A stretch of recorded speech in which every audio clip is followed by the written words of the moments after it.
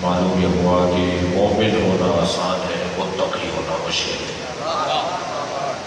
ہر مومن متقی نہیں ہے۔ جیسے مسلمان ہونا آسان ہے اور مومن ہونا مشکل ہے، ایسے ہی مومن ہونا آسان ہے، متقی ہونا مشکل ہے۔ اور ویسے بھی مشکلات کی بڑھوتری، مشکلات کا اضافہ، یہ اہل دل کا ذوق ہے۔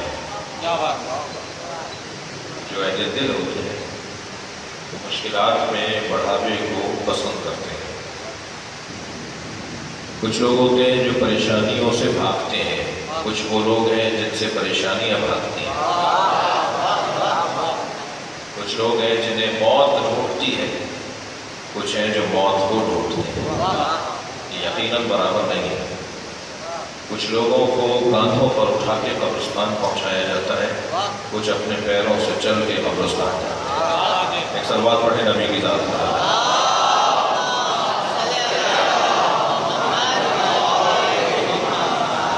پریشانیاں مول لینا، مشکلات کو بڑھانا، آزمائشوں کا بڑھانا، یہ اہل دل کا کام ہے۔ عرفاء، اولیاء، اہل دل پریشانیوں کو بڑھاتے ہیں، مشکلات کو بڑھاتے ہیں، ہمارے پریشانیوں سے پریشان نہیں ہوتے۔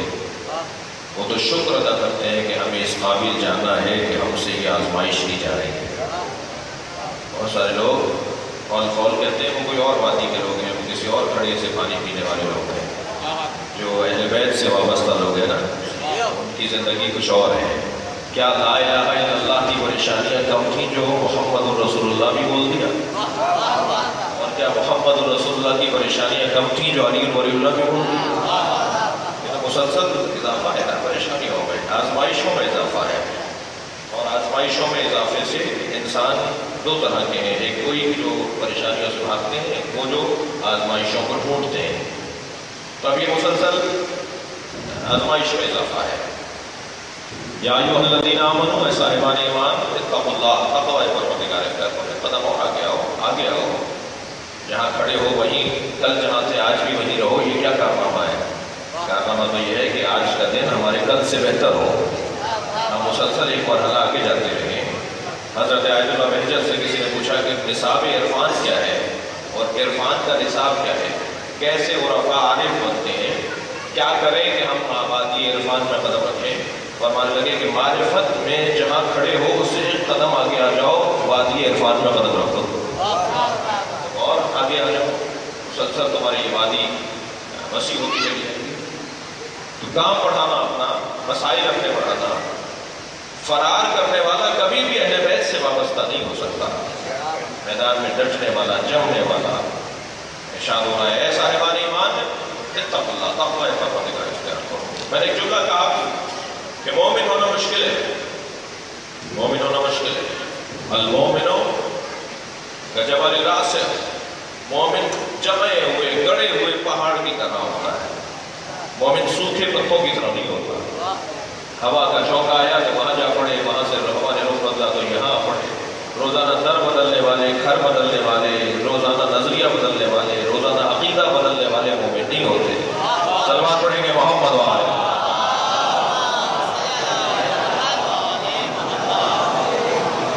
اس لیے قرآن مجید میں ان صاحبان ایمان کی عظمت میں اللہ نے ایک اور جگہ ارشاد فرمایا، سورہ مبارکہ حجرات کے اندر، انما المؤمنون الذین آمنوا باللہ، صاحبان ایمان کی کچھ نشانیاں ہیں۔ مومن نشانیوں سے پہچانا جاتا ہے۔ میں اپنے بچوں اور جوانوں سے مخاطب ہوں، میرا کہہ دینا کہ میں مومن ہوں، آپ کا کہہ دینا کہ میں مومن ہوں، یہ کافی نہیں ہے۔ مومن کو کہنا نہیں پڑے گا کہ وہ مومن ہے، اس کی روش بتائے گی، اس کا طریقہ بتائے گا، اس کی چال بتائے گی کہ کون ہے۔ جی مولا علی کا مارا ہوا جنازہ پکار کے بتاتا تھا کہ علی کا مارا ہوا ہے۔ چلتے ہوئے انسان کو پہچانا جائے گا کہ یہ مومن جا رہا ہے۔ کسی نے دیکھا نہیں تھا کہ وہ ابراہیم نے توڑے، مگر سب کہہ رہے تھے کہ ابراہیم نے توڑے، اس لیے کہ توڑنا بتاتا ہے کام ابراہیم کا ہے۔ انسان بھیڑ میں بھی اگر منفرد بننا چاہتا ہے، گم ہونے والے کو مومن نہیں کہتے، نشانیوں کے ساتھ جینے والے کو مومن کہتے ہیں۔ مومن اپنی علامتوں کے ساتھ ارشاد ہو رہا ہے انما المؤمنون الذین آمنوا باللہ، صاحبان ایمان کون ہے؟ جو اللہ اور رسول اور اللہ کے رسول پر ایمان رکھتے ہو، اور یہ ایمان بھی زبانی نہیں ہو بلکہ زبانی تو مقدمہ ہے، تمہید ہے، قولوا لا الہ الا اللہ تفلحوا، ایک اظہار ہے، تظاہر ہے، اظہار ہے، لیکن اس کے بعد کا جو لازم مرحلہ ہے وہ ہے ثم لم یرتابوا، پھر کبھی اپنے ایمان پر شک نہ کرتے ہو۔ شک کرنے والا مومن نہیں ہے، مومن جو اپنے نظریے پر قائم ہے۔ یہ جو حدیث بہت مشہور ہے، الحکمت ضالۃ المومن اینما وجدہا اخذہا، حکمت، دانائی، معلومات، تعلیم، علم مومن کی گمشدہ شے ہے، جہاں سے ملے لے لو۔ اس حدیث کو بھی سمجھنے کی ضرورت ہے۔ ہمارا جوان اپنے پروفیسر سے متاثر ہو جاتا ہے، ہمارا معاشرہ اپنے کالج میں آنے والے پیٹ کوٹ اور ٹائی لگانے والے سے متاثر ہو جاتا ہے، اس نے یہ کہا ہے، اس نے وہ کہا ہے۔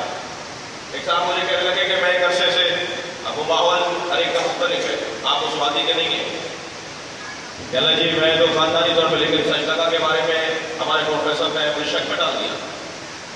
سجدہ نبی کے زمانے میں کربلا کہاں کی جو خاک شفا میں سجدہ ہوتا تھا، نبی کے زمانے میں سجدہ کون کیسے کرتے تھے لوگ؟ یہ شبہات ڈالنے والے لوگ، اور آج بڑا کام ہو رہا ہے سب اس حوالے سے، لوگوں کے بدنوں کو اغوا کرنا بھی اغوا کری ہے، مگر لوگوں کے ذہنوں کو اغوا کرنا اس سے زیادہ خطرناک ہے، اور خاص طور پر یہ کام جوانوں پر ہو رہا ہے، جوانوں پر ہو رہا ہے جو تیل و کال اور کیوں اور کیسے کے دورانیے سے گزر رہے ہوتے ہیں۔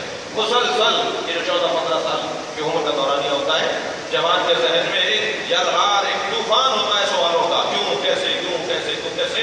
اب اگر یہ کیوں کیسے کا جواب ان کو پر وقت نہ ملے تو پھر وہ خود سے اپنا ایک نظریہ بنانے لگتے ہیں، اور اگر بغیر راہ دیے ہوئے اور بغیر رہنمائی کیے ہوئے وہ اپنا کوئی رستہ بنا لیں تو پھر مشکل میں آ جاتے ہیں، پھر اس کے اوپر ضدیت پر اتر آتے ہیں، پھر کہتے ہیں یہی صحیح ہے۔ ایک بہت بڑی یونیورسٹی آپ کی آئی بھی ہے، اس میں ہمارے جانے کا اتفاق ہوا، کچھ دوسری دنیا کے جوان وہاں پر زیادہ ہوتے ہیں، یعنی ایسی فیملیز کے ہیں کہ جو ان کے ماحول نسبتاً زیادہ تر بچوں کا جو ماحول کچھ مختلف ہوتا ہے۔ آپ یقین جانیے کہ سوالات یہ یلغار، ایک فرمان اور اللہ کا خصوصی کرم ہمارے اوپر ہے۔ ہم جب ان کے جوابات دے رہے تھے تو وہ ماحول تالیاں بجانے کا تھا، گونج رہا تھا ماحول تالیوں سے، اس لیے کہ ان کے ذہن کے مطابق بات ہو رہی تھی۔ وائس چانسلر نے کہا کہ صاحب مجھے تو لگ رہا ہے کہ ہمارا ایک ماہانہ ایک جنرل کلاس ہونی چاہیے، تمام کلاسوں کی ایک بڑی کلاس ہونی چاہیے، اور کوئی آ کر یہاں کھڑا ہو اور ان کے سوالات کا جواب دے، ورنہ یہ الجھے ہوئے لوگ۔ آج دور بڑا خطرناک ہے، توجہ چاہوں گا، روزانہ کہیں اخبار میں پڑھ رہے ہیں، میڈیا پر دیکھ رہے ہیں، ایک طوفان مچا ہوا ہے سوشل میڈیا کے اوپر۔ عزیزان گرامی، نظریات کو پختہ کرنے کے لیے، اپنے عقائد کو بہتر کرنے کے لیے ہمارے پاس بہترین ذریعہ یہ ممبر، یہ مجلس ہے۔